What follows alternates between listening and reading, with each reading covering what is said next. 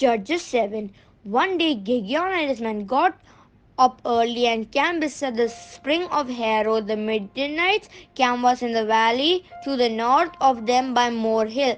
The Lord said to Gideon, "The men you have are too many for me to give them victory over the Midianites. They might think that they have won by themselves and give me no credit. Announce to the people, anyone who is afraid should go back home, and we will stay here at Mount Gilead." So 22,000 went back, but 10,000 stayed. The Lord said to Gideon, "You still have too many men. Take them down to the water, and I will separate there for you. If I tell a man should go with you, he will go, and if I tell a man should not go, he will not go." Gideon took the men down to the water, and the Lord said to him, "Separate everyone who lapped up water with his tongue like a dog from everyone who gets on their knee to drink." There were 300 who scooped up water in their hands and lapped it. All the others got down on their knee to drink. The Lord said to Gideon, "I will rescue you and give you victory over the Midianites with the 300 men who lapped the water. Tell everyone else to go home." So Gideon sent all the Israelites home except the 300 who kept all the supplies and trumpets. The Midianite camp was below them in valley. The night the Lord commanded Gideon, "Get up and attack the camp. I gave you victory over it, but if you are afraid to attack, go down to your servant Purah. You will hear what they are saying, and then you will have the courage to attack." So Gideon and his servant Purah went down to the edge of the enemy's camp. The Midianites, the Amalekites, the desert tribesmen were separated out in the valley like a swarm of locusts, and they had as many camels as there were grains of sand on the seashore. When Gideon arrived, he heard a man telling a friend about a dream.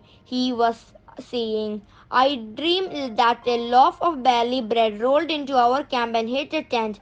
The tent collapsed and laid flat on the floor."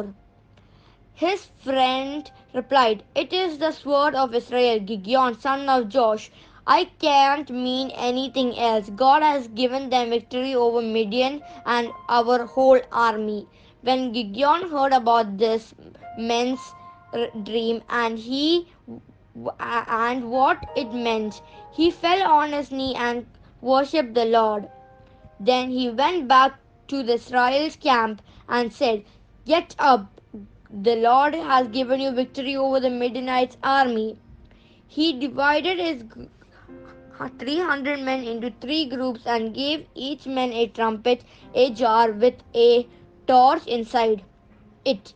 He told them, "When I get to the edge of the camp, watch me and do what I do.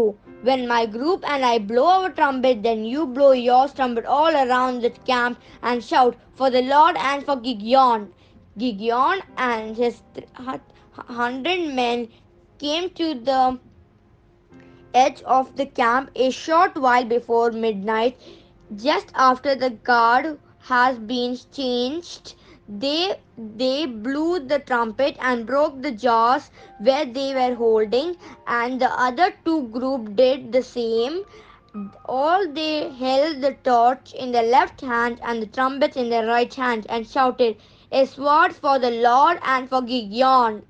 Every man stood in this place around the camp, and the whole enemy army ran around yelling, while Gideon's men were blowing their trumpets. The Lord made the enemy's troop attack each other with the swords. They ran towards Zardan as far as Beshita, as far as town of Abel Mihol near Tabad. Then the man from the tribes of Naphtali, Asher, and both part of Manish were called out, and they persecuted the Midianites. Gideon sent messengers through all the hill country of Ephraim to say, "Come down and fight the Midianites. Hold the river Jordan and the streams as far as Beth Bahar. To keep the Midianites from crossing them, the men of Ephraim were called together, and they held the river Jordan and the stream as far as Behet. They captured the two Midian chiefs, Ober and Zeb. They killed Ober to Ober Rock and Zeb at the winepress of Zeb. They continued to persecute the Midianites and brought them heads of Ober and Zeb to Gibeon, who was now east of the Jordan. Judges 8. Then the man of Ephraim said to Gideon, "Why didn't you call us when you went to fight the Midianites? Why did you treat us like this?" They complained bitterly about it. But when he said, "What I was able to do is nothing compared with what you have done. Even the little thing that you men of Ephraim did is worthy more than my whole clan has done. After all, through the power of the God, you killed the two Midian thieves, Ober and Zeb. What have I done to compare with that?" When he said this, they were no longer so angry. By this time, Gideon and all his 300 men had come to the river Jordan and had crossed it. They were exhausted but were still persecuting the enemy.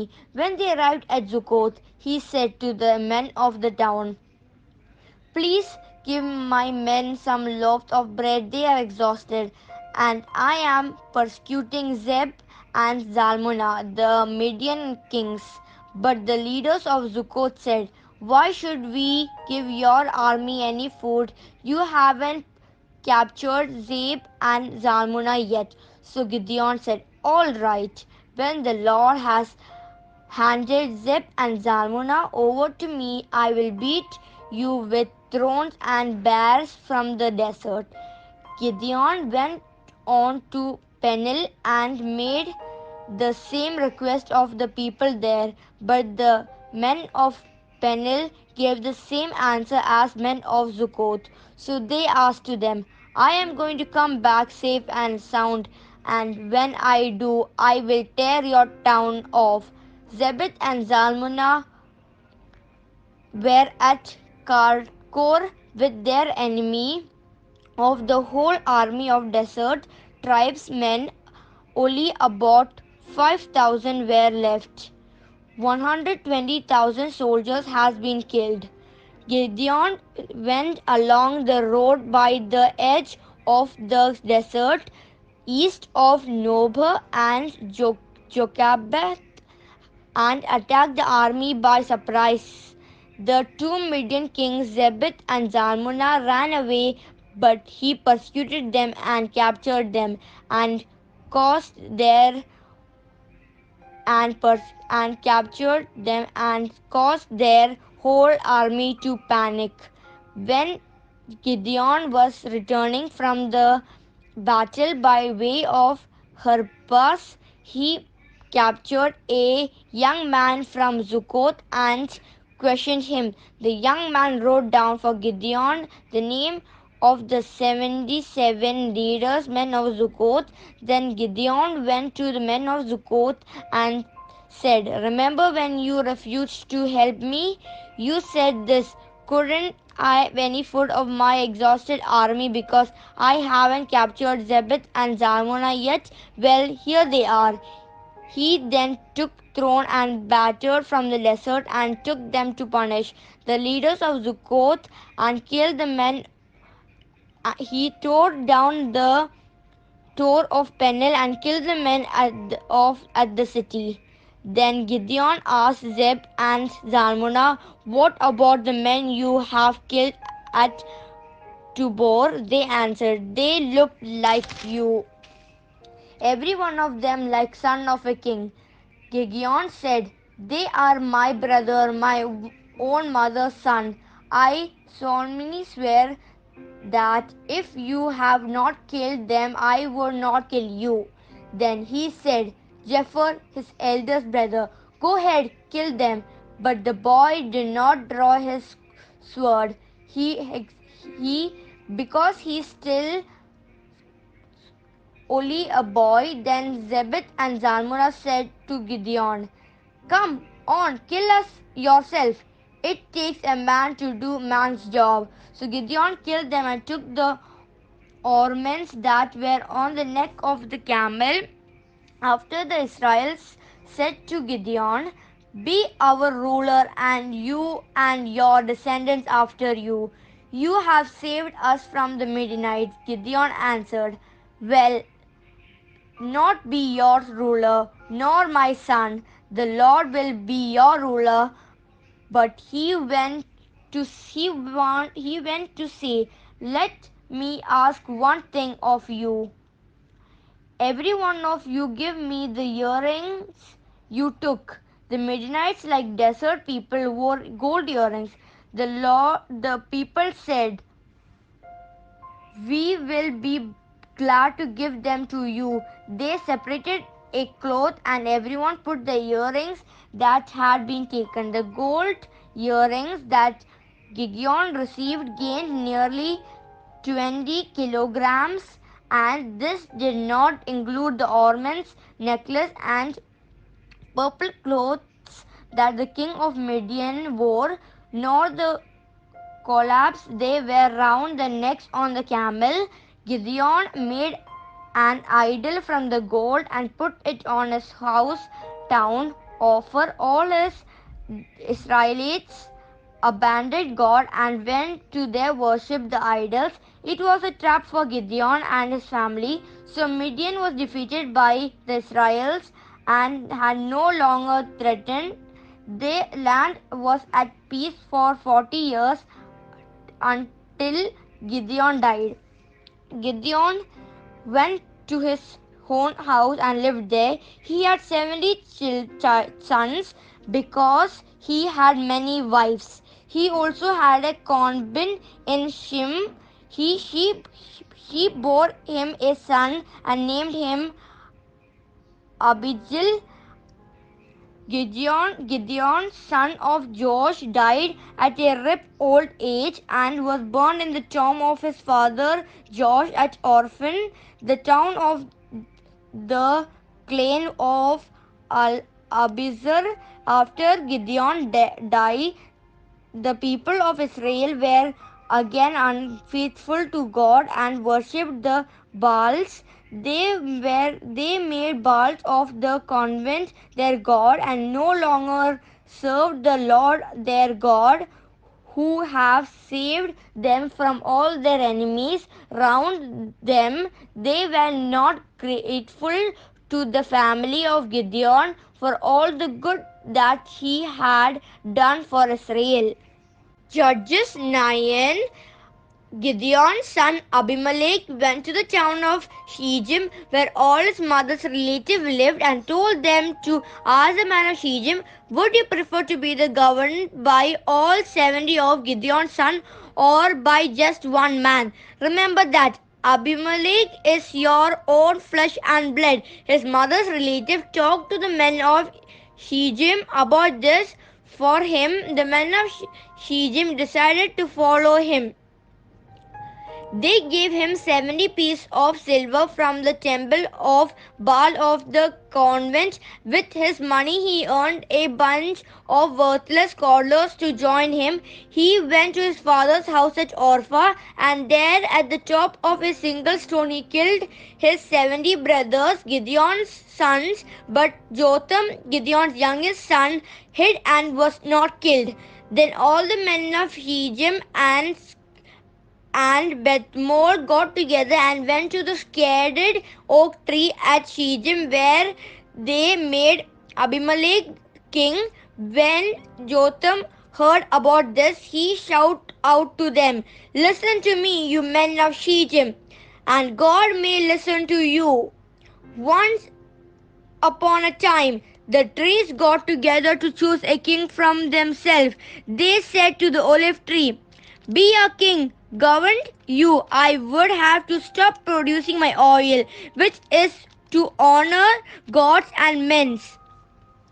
Then the trees asked to the fig tree, 'You come and be our king.' But the fig tree answered, 'In order to govern you, I have to stop producing my good sweet fruit.' So the trees then said to the grapevine, "You come and be our king." But the vine answered, "In order to govern you, I have to stop producing my wine that makes gods and men happy."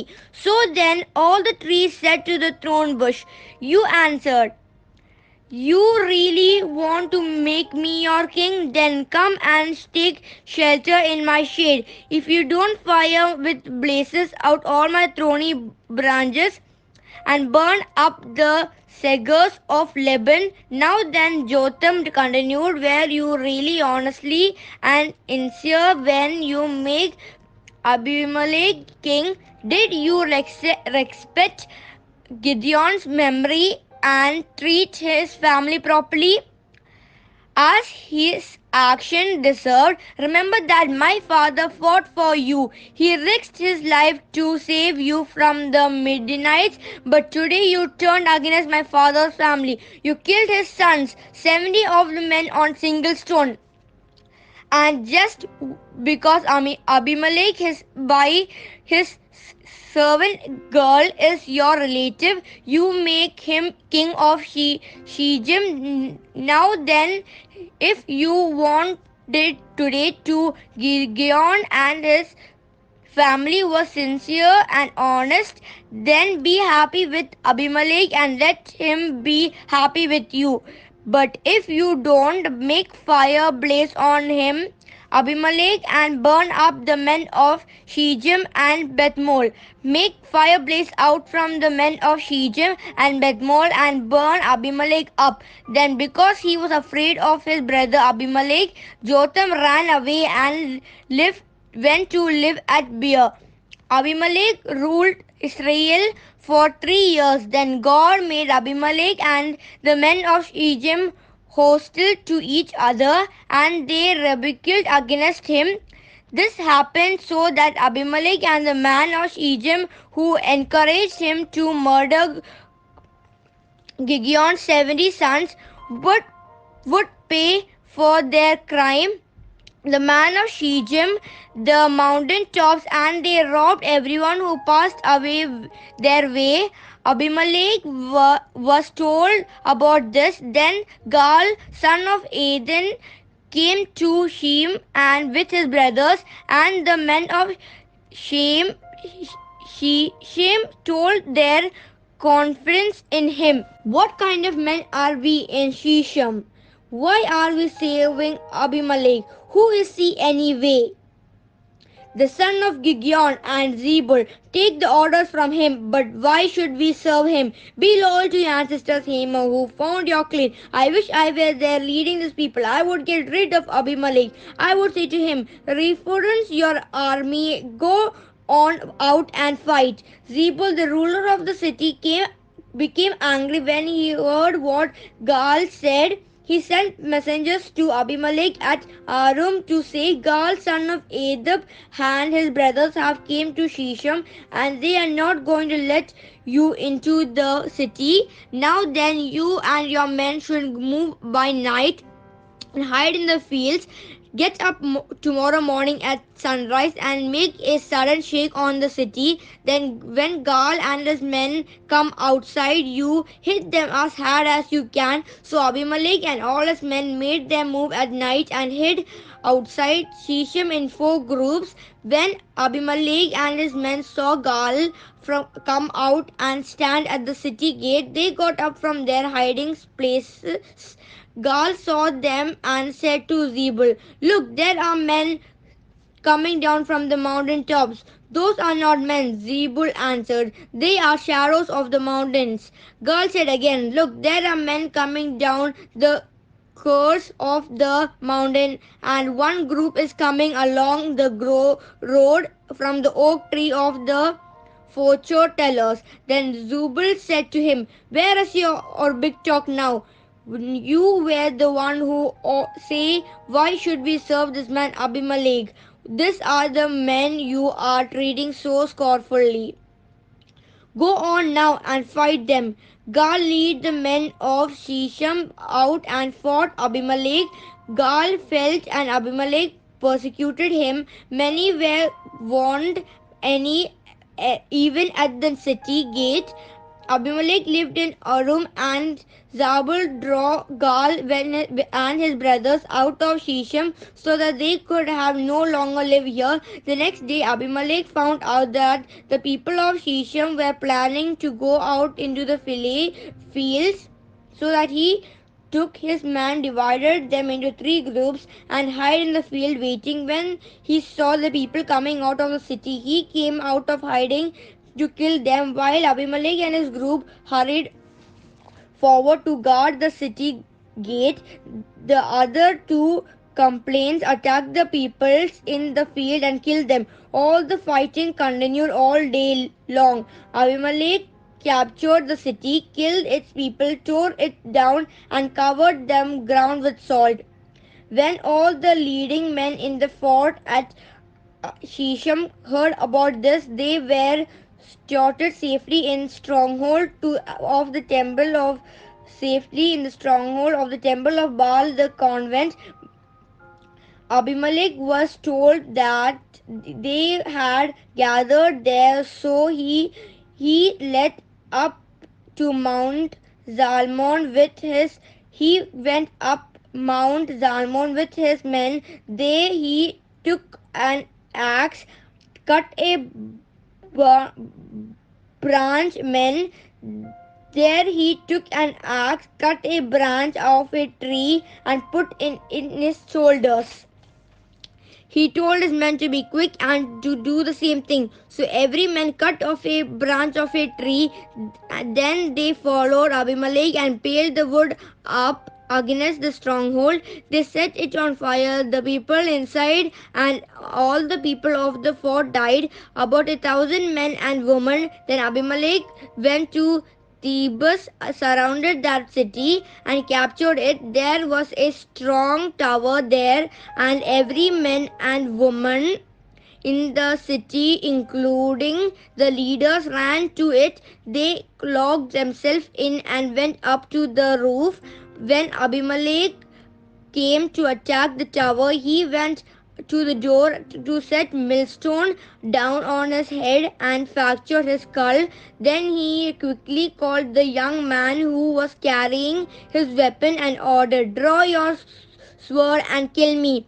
I don't want to say it. A woman killed me." So the young man ran him through he died. When the Israelites saw Abimelech was dead, they all went home. In this way, God paid Abimelech back for the crime he committed against his father in killing his 70 brothers. God also made the men of Shechem suffer for their wickedness, just as Jotham, Gideon's son, said they would when he persecuted them.